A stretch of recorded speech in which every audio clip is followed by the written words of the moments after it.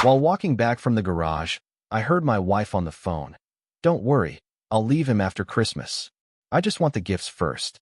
She woke up Christmas morning to a house empty of furniture and a single card that read, "Merry Single Life." Hey there. We're working hard to hit our first 1,000 subscribers. If you love true, emotional stories, hit that subscribe button. It helps more than you know. Now let's get into the story. You know how sometimes you overhear something you weren't meant to hear, and your whole world just kinda tilts? That happened to me 2 weeks before Christmas. I was walking back from the garage after fixing the sagging door, because guess who else was gonna do it, wiping my hands on my jeans, when I heard Rachel's voice. She was in the kitchen, standing by the window, on the phone. I paused at the side of the house, just out of view, and I swear to God, I wasn't even trying to eavesdrop. It just happened. She laughed, that flirty, fake little giggle she used to do when we first met, and said, clear as day, "Don't worry, I'll leave him after Christmas. I just want the gifts first." I stood there, listening to the leaves crunch under my boots as my body turned to stone. I didn't move for a full minute.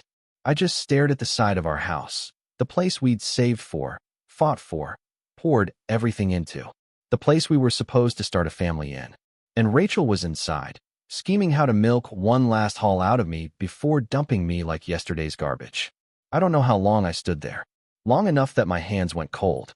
Long enough that my heart shifted gears from heartbreak to strategy. Because right then and there, I made a decision. I wasn't going to yell. I wasn't going to fight. I wasn't going to give her the satisfaction of seeing me break. If she wanted the gifts so bad, fine. I'd give her a Christmas she'd never forget. That night, I laid in bed next to her, pretending to scroll on my phone, pretending to laugh at stupid memes, pretending I hadn't just seen the real her. She kept talking about how excited she was for Christmas morning, how much she loved our traditions, how she couldn't wait to see what I got her. I just smiled and nodded and asked if she wanted hot cocoa. She kissed my cheek and said I was the sweetest husband in the world. The taste of ball hit the back of my throat. But still, I said nothing. Over the next week, while Rachel gushed about Christmas lights and cookie recipes, I got to work behind the scenes. Every day when she was at work, I sold a little more of the house. Craigslist, Facebook Marketplace, private buyers. I sold the dining table we picked out together after weeks of bickering at IKEA. I sold the matching chairs she insisted on having even though they cost double what we budgeted. I even sold the damn coffee maker she loved more than me. Anything she wouldn't notice right away, gone. I boxed up my personal stuff first. Photos, my childhood keepsakes, my clothes. Stored them at my brother's place across town. Slowly, our house became hollow. Not enough that Rachel noticed, yet, but enough that by Christmas Eve, it would only take a few hours to finish the job. I also bought 2 things that week. A small fake Christmas tree from a gas station. A blank card with glittery red letters that said, "Merry Christmas." I wrote one sentence inside, nice and neat, like I was signing a guest book at a funeral. Merry Single Life. No threats. No sob story. No begging for closure. Just a cold, clean goodbye. Christmas Eve came faster than I thought it would. Rachel was bouncing around the house like a kid, baking cookies, pouring eggnog, hanging our stockings on the mantel. She even wore the stupid matching pajamas she ordered for us off Instagram. The ones that said hubby and wifey in glittery gold letters. She handed me my cup of eggnog, snuggled up next to me on the couch, and said, "You really are the best thing that ever happened to me." I sipped my drink so I wouldn't have to answer. Around midnight, she fell asleep on the couch, a plate of half-eaten sugar cookies on the coffee table in front of her. I sat there for a long time, just looking at her, trying to remember the woman I thought I married. The woman who used to dance with me in the kitchen when we were broke. The woman who said she didn't care if we lived in a shack, as long as we were together. That woman didn't exist anymore. Maybe she never did. Quietly, I set my cup down, grabbed my keys, and started loading everything that was left into my truck. The couch, the armchairs, the TV, the kitchen table. If it wasn't nailed down, it was gone. By the time the sun started rising, the house was echoey and cold. The only things left were a small fake Christmas tree in the middle of the living room, a glittery red card leaning against it, and Rachel, still curled up on the floor, blissfully dreaming about the presents she was never going to open. I took one last look around, took a deep breath, and walked out the front door. I drove to my brother's place and parked in the driveway. watched the sun climb higher over the rooftops, turning the whole street gold and pink. It was the first time I'd felt light in months, maybe years. My phone buzzed in my pocket, but I ignored it. Instead, I sat there sipping gas station coffee, picturing the moment when Rachel would wake up and realize what had happened. According to my brother, who had access to the security cameras I'd secretly installed weeks ago, she stirred around 8:15 a.m. At first, she just blinked sleepily and rubbed her eyes. Then she reached for her phone, smiling to herself. Then the smile slipped. She sat up slowly, looking around the empty living room like she'd stumbled into a stranger's house. Her mouth started moving, calling for me. No answer. She stood up, stumbled toward the kitchen, bare. The dining room, empty. The hallway, hollow. Rachel ran back to the living room, spun around like maybe she was on some sick prank show. And that's when she saw it. The tiny fake tree. And the card. She picked it up with trembling hands. Read the front. Opened it. Read the inside. Her whole body seemed to crumple inward. She dropped the card on the floor, looked around one more time like maybe she could wish it all back into existence. And then she screamed. Update 2. Watching Rachel unravel was like watching a building collapse in slow motion. It would have been almost beautiful if it hadn't been so pathetic. My brother and I watched on his security app as she stumbled around the empty house, trying to make sense of it all. Calling my name. Checking closets. Opening and slamming kitchen drawers like maybe, just maybe, she'd find me hiding in one. She tried calling me first. No dice. I blocked her number the night before. She tried texting me. A long string of increasingly panicked messages, each one more desperate than the last. Mike, where are you? Is this some kind of joke? Come home right now. I swear to God if you don't come home. I can explain. Please. I muted the notifications without reading most of them. There was nothing left to say. Around 10 a.m., the panic shifted. Rachel realized she wasn't just dealing with an empty house. She was trapped. Because while I was boxing up furniture that week, I also quietly drained our joint bank account. Every dollar that was mine gone. Transferred to an account she didn't even know existed. Her credit cards? Froze them. The car? In my name. Took it too. The utilities? Scheduled for shutoff that afternoon. I wasn't leaving her high and dry. No, she still had the house deed and the mortgage that went with it. All hers, baby. Merry Christmas.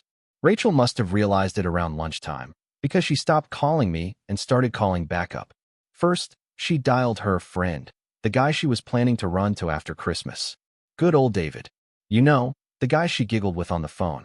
The guy she promised she'd leave me for, just as soon as the last gift was unwrapped. She called once. No answer. She called again. Straight to voicemail. She texted him. Please pick up. I need you. Nothing. What she didn't know was, I'd recorded that little phone conversation she had in the kitchen. And about an hour after I packed up my last box, I sent it to David, with a nice little bow on top. Turns out, David wasn't too thrilled to find out he was just the next sucker in line. That he wasn't her soulmate, like she told him. That he was just step 2 in a long con. So David did what any self-respecting dirtbag would do. He blocked her, deleted her number, pretended he never even knew her. By 2 p.m., Rachel was pacing the empty living room in circles, clutching her phone like it was a lifeline, tears running down her face, still wearing those stupid matching pajamas. I could almost hear the gears grinding in her head. Maybe there's someone else I can call. And that's when she remembered. Backup plan number 2. A guy named Nick. A guy I barely knew about, until I found some old texts buried deep in her email account last month. Turns out, Rachel had been planting seeds with Nick too, just in case things with David didn't work out. Nick was the kind of guy who thought buying a girl Starbucks twice meant she owed him a lifetime of loyalty. Pathetic, but perfect for her plan B. Rachel called Nick. He picked up. She launched into some sob story about how I abandoned her, and she had nowhere to go, and could he please come pick her up. Nick agreed immediately, told her he'd be there in 20 minutes. Rachel grabbed her purse, wiped her face, and sat by the front window like a sad puppy waiting to be rescued. But 20 minutes passed, then 30, then 40. No Nick. She called him back, straight to voicemail. Called again. Nothing. Turns out, and this is my favorite part, Nick had only agreed to pick her up because he thought she still had money. When he realized her accounts were frozen and the house was practically condemned, he bailed. Apparently loyalty has a price tag. By sunset, Rachel was pacing again, but slower this time. Defeated, still clutching her useless phone like it could somehow undo the disaster she'd built for herself. She tried calling her friends next, the ones who used to take her side in every argument, no matter what. But funny thing about friends, they like being on the winning side. And right now, Rachel looked like a loser. Most of them ghosted her. A couple answered just long enough to tell her they were busy with family stuff and hang up. When the house finally went dark that night, no lights, no heat, no cozy little Christmas magic, Rachel sat alone on the floor, huddled in a blanket, staring at the tiny fake tree. She picked up the card again. Read it one more time. Merry single life. I watched her curl into herself like a dying spider. And for a second, just a second, I almost felt bad. But then I remembered the sound of her laughter on the phone. The way she said it, so casually, like my life was just some game she was winning. And the pity evaporated. Around midnight, my phone buzzed again. Another text from Rachel. This one longer. Messier, I can't believe you would do this. You ruined everything. I loved you. I was just confused. You were supposed to fight for me. You were supposed to stay. You didn't even try. I read it twice. Laughed once. And finally, for the first time since this whole thing started, I texted her back. 3 words. Simple. Clean. Final. Merry single life. Blocked her number for good after that. Update 3. A lot of people messaged asking if Rachel ever tried to come back. Short answer. Yeah, of course she did. The longer version's a little messier. After that last text I sent her, Merry single life, I figured that would be it. End of the story. Done. But people like Rachel, they don't just disappear. They orbit you. They linger like smoke in your clothes after a house fire. You think you're breathing clean air again, and then, wham, there's that stink, right back in your lungs. First few days after Christmas were silent. No calls. No texts. Nothing. I stayed with my brother through New Year's, trying to figure out my next move. The house technically still had my name attached to a few things, stuff I couldn't just walk away from without making sure it wouldn't come back to bite me. So I filed the paperwork. Made it legal. Transferred ownership. Cut every last tie. Rachel didn't fight it. She didn't have the money for a lawyer anyway. By mid-January, she was officially on her own. I got a new place. Nothing fancy, just a little apartment over a coffee shop downtown. Smelled like burnt espresso half the time, but it was mine. Clean walls. No memories soaking into the floorboards.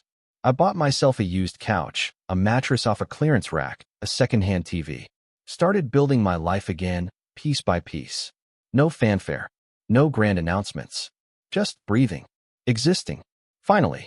And then, right when I thought the smoke had cleared, there she was. One cold Friday afternoon in February, my office intercom buzzed. I was sitting at my desk, chewing on the end of a pen, halfway through approving invoices, when the receptionist's voice crackled through the speaker. Mike, there's someone here asking for you. I almost didn't look up. Almost said, tell them to email me. But something in her voice, that weird, nervous edge, made me ask, who is it? A long pause. Then, she says her name's Rachel. I stared at the intercom like it had just called me from another universe. Rachel. Here. At my office. What the hell was she thinking? I stood up, walked over to the tiny security monitor above the door, and hit the button. And there she was, standing on the sidewalk in front of the building. Soaked. No jacket. No umbrella. Hair plastered to her face from the rain. Holding a soggy paper bag, probably some pathetic peace offering. Looking about as miserable as a person could without actually sinking into the concrete. For a second, just a second, my gut twisted. Not because I missed her. God, no. It was more like watching a car crash you can't look away from. Pity maybe, but no love. No anger. Nothing left that mattered. Just ashes. She buzzed the intercom again. I pressed the speaker button and said, what do you want? Rachel looked up at the camera, blinking water out of her eyes. Mike, she said, her voice cracking. Can we just talk? Please. I need to see you. I could have let her in. Could have played the bigger person. Could have listened to her beg, cry, spin 1,000 half-truths about how she was confused, or made a mistake, or needed time to grow. But I didn't. Because I didn't know her a goddamn thing. I leaned into the mic and said, calm as a winter morning, you're just a memory now. Good luck out there. And I hung up, watched through the monitor as Rachel stood there for a minute, staring up at the camera, like she couldn't believe it was really over. Then she turned, clutching the soggy paper bag to her chest, and walked away into the rain. That was the last time I ever saw her. No more texts. No more calls. No surprise visits. Just silence. Sometimes, when I'm sitting by the window in my little apartment, sipping coffee and watching the rain, I wonder where she ended up. If she ever found someone else to latch onto. If she ever realized that people aren't prizes you win at the end of some stupid game. But honestly, it's not my problem anymore.